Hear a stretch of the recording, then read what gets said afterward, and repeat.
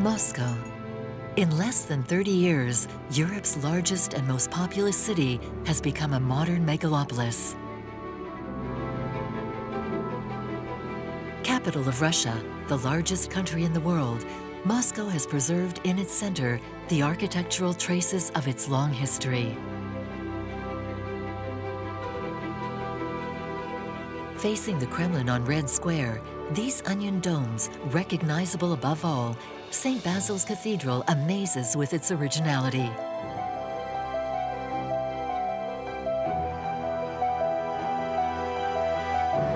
According to legend, Ivan the Terrible, the first Tsar of Russia, ordered that the eyes of his architects be pierced so that they could never reproduce such a masterpiece.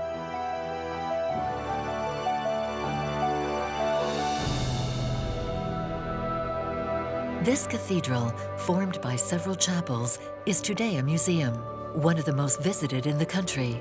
Like many sacred places, after the fall of the Soviet bloc, it was completely restored and religious services are held here again.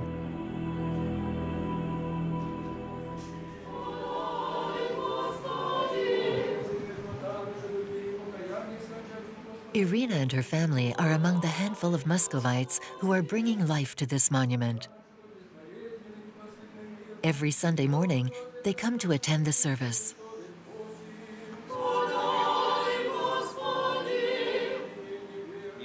In Russia, for the past 30 years or so, the Orthodox religion has received a new lease on life. Faithful to the early churches, it is accompanied by a burning faith of devotion.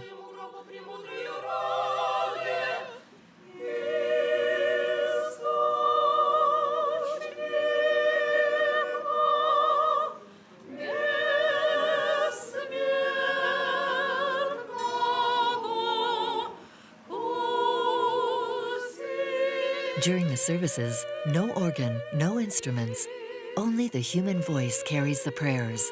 It is called the Silence of Angels.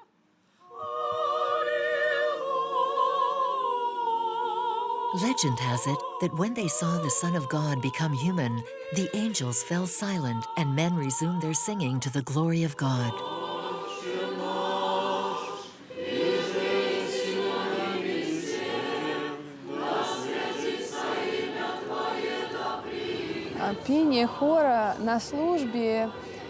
Singing in chorus during services makes the celebration more beautiful.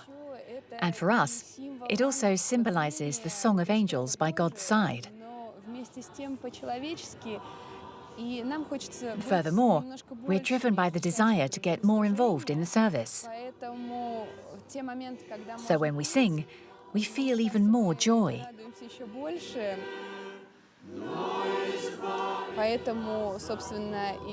It's wonderful to sing together with the people who are there, standing in the church. It's a blessing.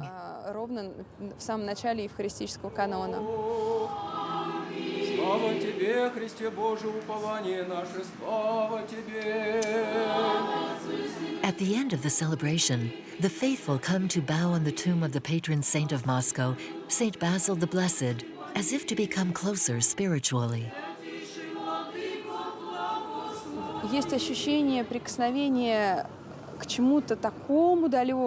We feel like we're diving into Russia's past, because this chapel dates from Ivan the Terrible.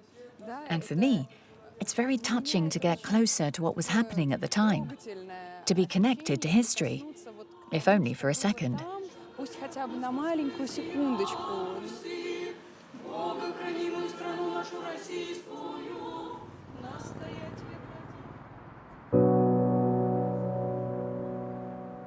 At the time of the construction in 1555, it was not yet known as St. Basil's Cathedral.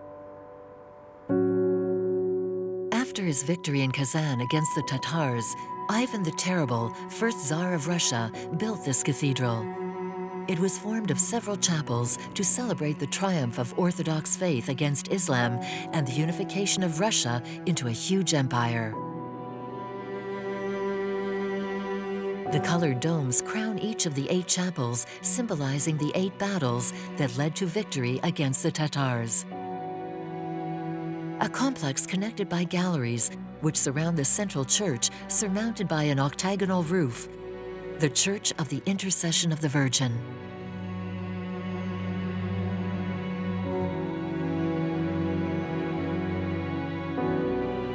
At the top, its golden dome echoes those of other churches in Moscow, whose multiple domes shine like a flame, one that illuminates the churches, one that represents faith, and one the resurrection of Christ.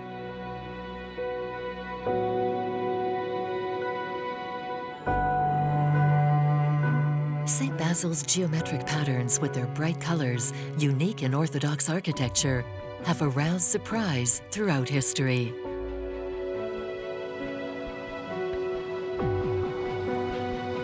But for Irina Alexeyevna Chugrieva, who works for the conservation of this priceless heritage, they have a real meaning. They symbolize heavenly Jerusalem, paradise on earth.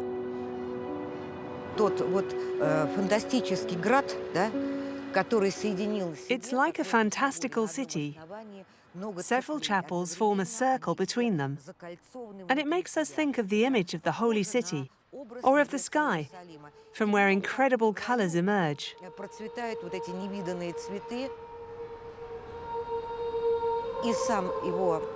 And all the elements that make it up are a kind of infinite ornamentation. A gilded vine that flourished and gave life to supernatural flowers.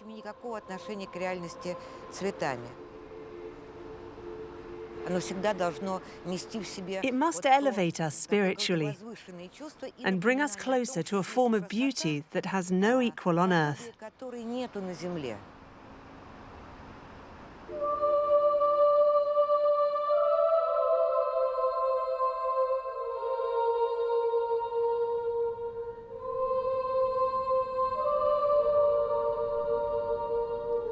At the heart of the cathedral are the motifs of the Garden of Eden in the many passages that connect the shrines to each other.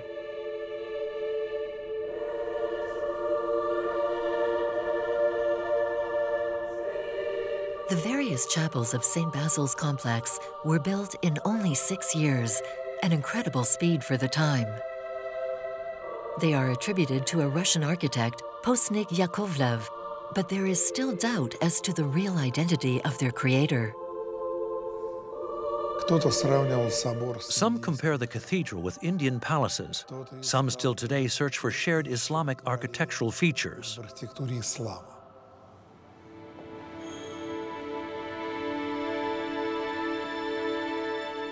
For the architect Andrei Batulov, director of Kremlin museums, the architecture of St. Basil was perhaps influenced by the wonders of the Renaissance in Europe.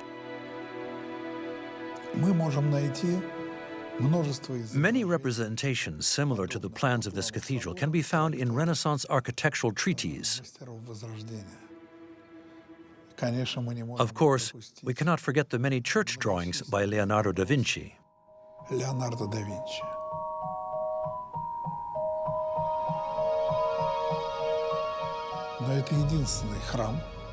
It is one of the only churches in the world that materialized the most ambitious ideas of the theorists of the Italian Renaissance.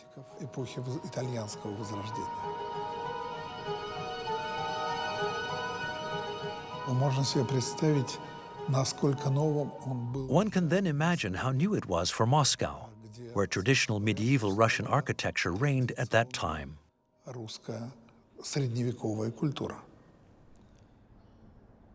The Orthodox Church is traditionally part of a square layout inherited from Byzantine architecture. Still today, the singular style of St. Basil makes it a unique monument in history. Despite this singularity, we find all the symbols of the Orthodox religion here. Iconostases are monumental works that physically separate the altar where priests serve the faithful.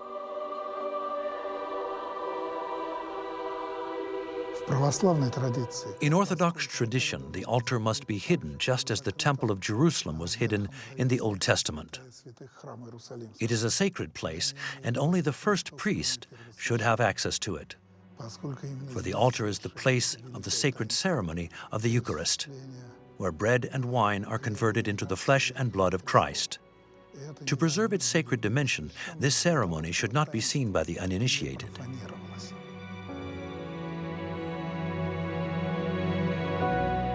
This way of celebrating the Eucharist existed at the origins of the Christian Church.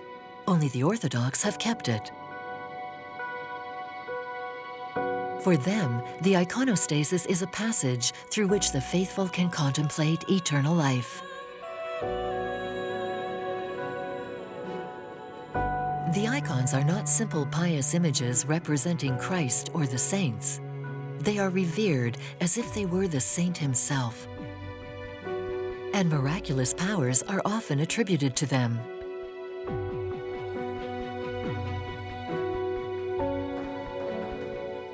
For nearly 30 years, Irina Alexeyevna Chugraeva has worked to restore St. Basil's icons to keep this heritage alive.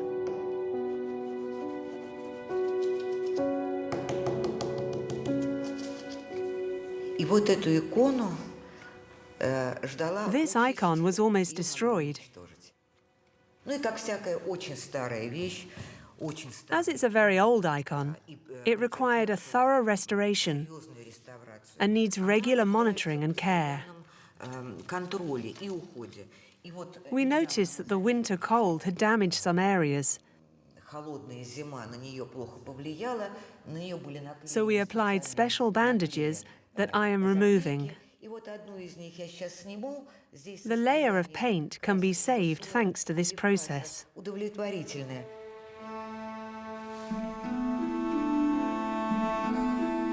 Most of the restoration of St. Basil's icons takes place in a workshop located in an annex building.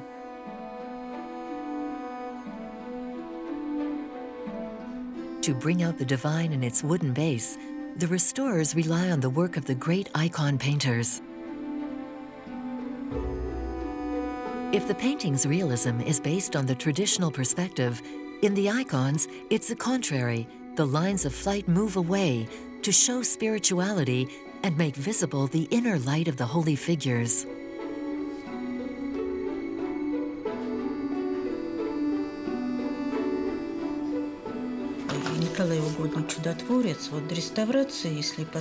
I'm restoring an icon of St. Nicholas. In this photo, we see that it used to be tarnished and oxidized, and the colors had faded. You see there? There are areas where the plaster is gone. Here I'm working on the colors. I'm filling in the white parts where the colors were missing to get closer to its original aspect, so that it can be exhibited again in the museum.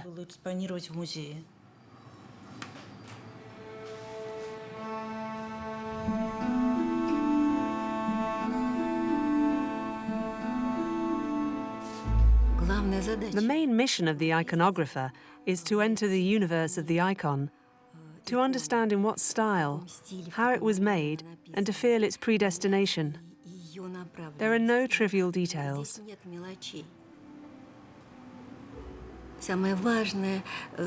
The most important thing is to dissolve the author's gesture, so that our intervention is not perceptible.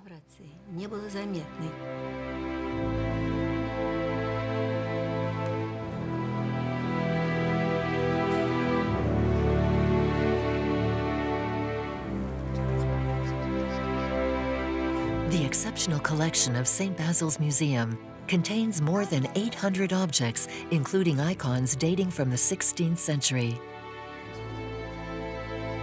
Every year, more than 400,000 tourists come from all over the world. In the afternoon, they respectfully walk the corridors and the small chapels, rich in the fascinating history of this country.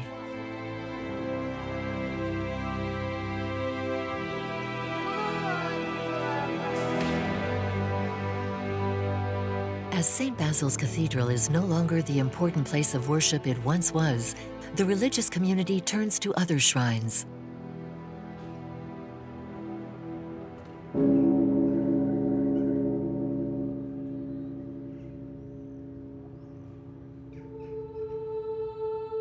In Sergiev Posad, 70 kilometers north of Moscow, the Trinity Lavra of St. Sergius Monastery is one of the most important places of Orthodox faith.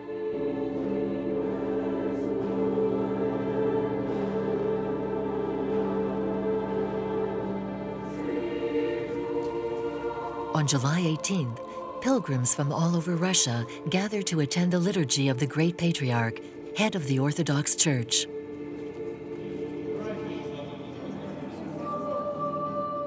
They come to commemorate St. Sergius of Radonez, founder of the monastery and one of the most venerated saints in the country. His healing powers make him a saint superior to others.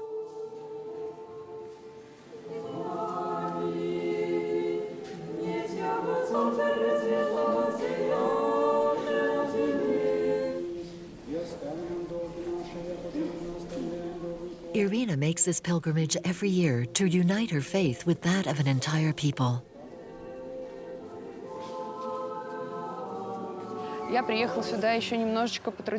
I came to work for the glory of God.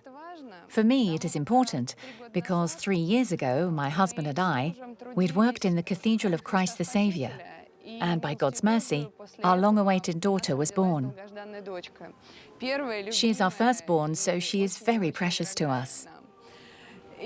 And now we would like to address our most secret requests to St. Sergius on his feast day.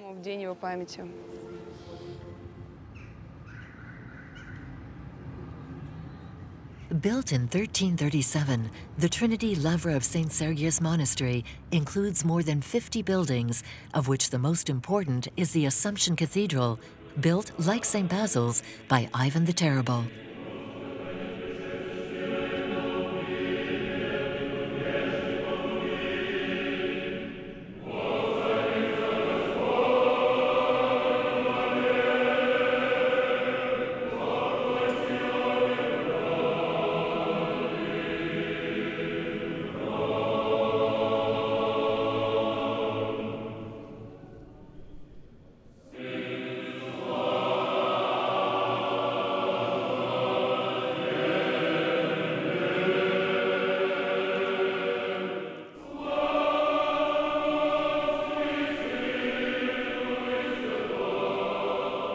Orthodox religion separated from Catholicism about 1,000 years ago.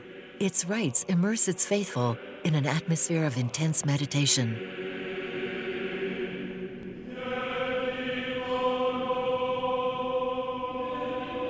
By combining repetitive prayers, the effects of candlelight, and symbolic icons, it invites man towards introspection.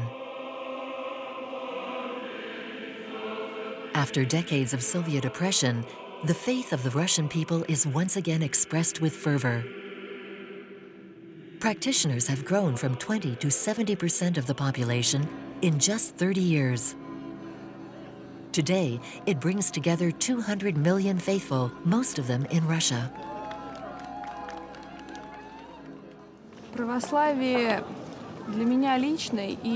For me and my close friends, Orthodoxy is life.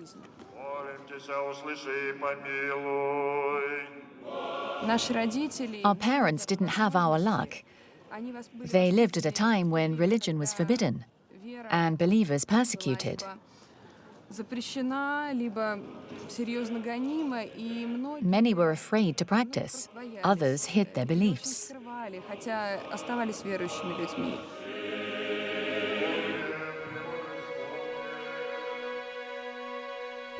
After the Bolshevik Revolution of 1917, all religious symbols were damaged by revolutionaries who wanted to detach the people from their beliefs.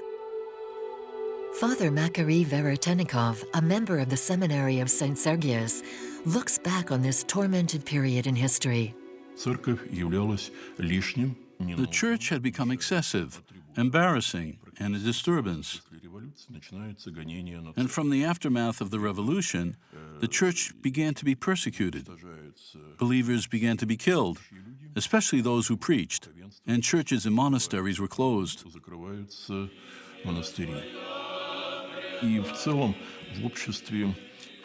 Gradually, the idea was formed that people of faith were a people who had no modern education,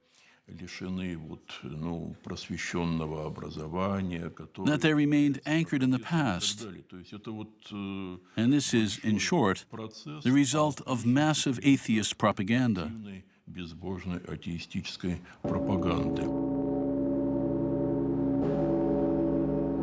In the name of atheism, The bells of the Trinity St. Sergius belfry were broken, icons looted, and the seminary had to close its doors. All religious buildings were affected, the most modest as well as the most emblematic. It is even said that Stalin thought of leveling St. Basil's Cathedral. Tatiana Saracheva, director of the Cathedral Museum, conserves all the testimonies of this period.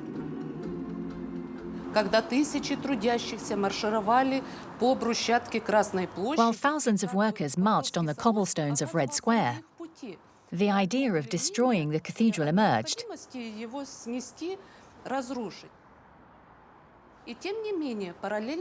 But some said that St. Basil's Cathedral in Moscow was a unique architectural monument that should be preserved as a legacy. The museum employees found themselves in a delicate situation.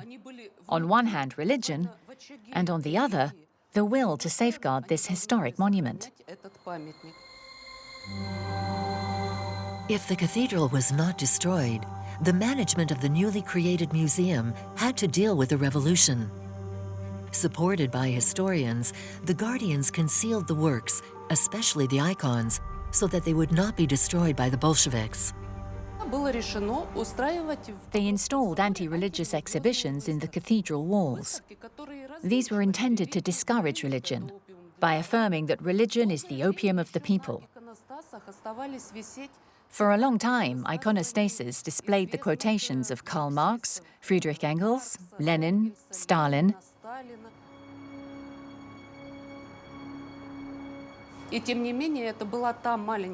Thanks to this small sacrifice, we were able to keep the largest collection of icons and iconostases in St. Basil's Cathedral.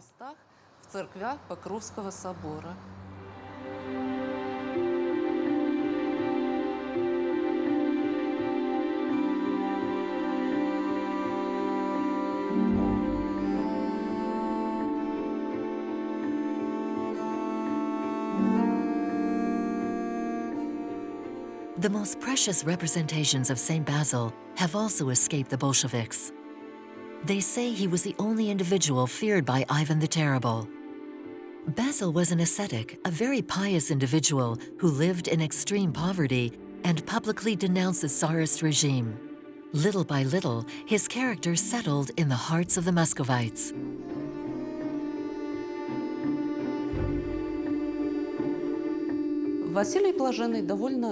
Basil the Blessed decided very early to consecrate himself to God. And to do so, he chose a path that may seem unusual to us, the Eurodivi path.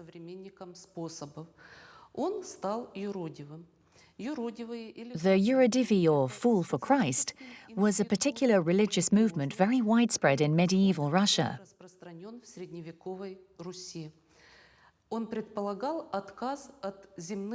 It was a renunciation of all earthly goods and an exclusive consecration to God.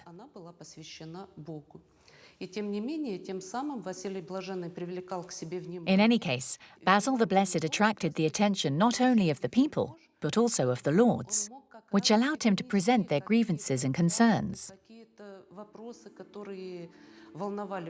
In short, these fools for Christ were intermediaries between the power and the people.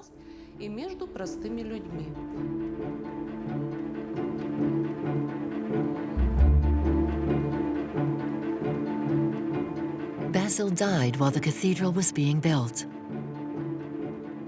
After his canonization 20 years later, a chapel was annexed to the cathedral to house his tomb. Since then, the cathedral has borne his name.